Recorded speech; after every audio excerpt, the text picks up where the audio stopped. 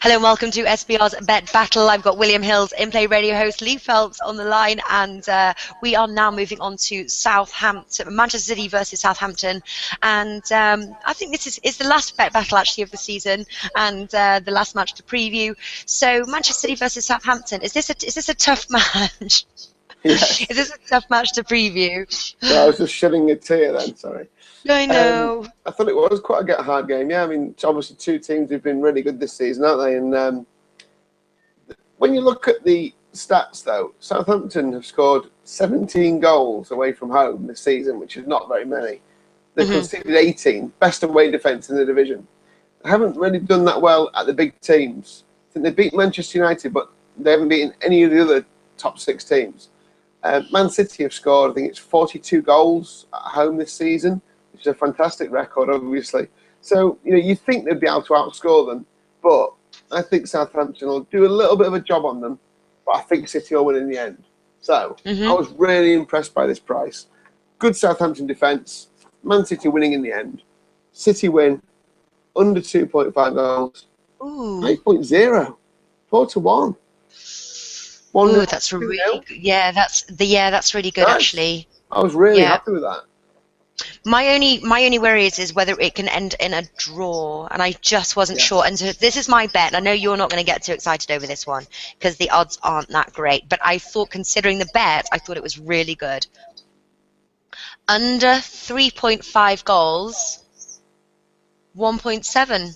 Yeah. Bet Victor. So it's not like, you know, it's not going to get us rich quick, is it? But not bad price, though. you are going to increase your money. So what this bet also covers is the both teams to score bet. It also covers somebody winning. It calls drawing. Quite a lot of things can happen for this under 3.5 goal bet to hit. So I thought that was pretty cool. And the reason why they were going, the odds are so good is because bookies are expecting goals, and a lot of the times, actually, it's happened a couple of times with Barcelona or other big scoring teams. They just don't get the amount of goals that they think they're going to, and hence there's always some value in this sort of under 3.5 bet. Yeah, and another little stat that you'll like: Southampton have scored on each of their last 9 visits to Manchester City. You like that? Very good. Yes. I don't like that stat because it's no good for me. I don't want them to score, but I also think Southampton were great last week. Won 6-1, fantastic. I think that's the end of their season right there. I think they've done everything they need to do. I think it was obviously last time when Manchester City visited Southampton, the score was 3-0. So Southampton didn't manage to score then on their turf. And to be honest with you, Southampton didn't manage to score against Leicester City. You know, so. But then, obviously, they go and pull 6-1 out of the bag. So I think for that kind of thing, I was just like, God, are they going to score? You know, that kind of like put me like in a bit of a sort of a worry as to whether or not to go for that bet. And hence why I went for the safe one, 3.5.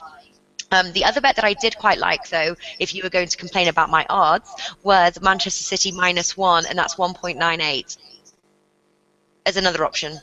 But I'm going to stick with my one. Yeah, cool. Yeah. No, I can see yours landing. It looks quite safe, that. It's good. It's good, isn't it? Like, you could bet quite a bit on that one and feel quite comfortable that you were going to see a nice little return. Except when the 4th goal went in. No. Yeah, exactly. Right at the end as well, in the sort of the overtime, 90 plus 3 minutes. No. Again for Natalie. Yeah. All right. I'm going to stick with this one though. I think it's going to be all right. Well, Mr. Lee Phelps, same to you as pleasure. well. Yeah, thank you so much for coming on and battling it out and being a joyful loser. Must be a little bit hard for you, but you've done well. You've done well. Thanks very much. I enjoy being patronised by you. Well, listen, it's not over. It's not over. Obviously, we'll be on next week. We've got plenty of French Open coverage to preview. But as far as football goes, what are you doing? All right then.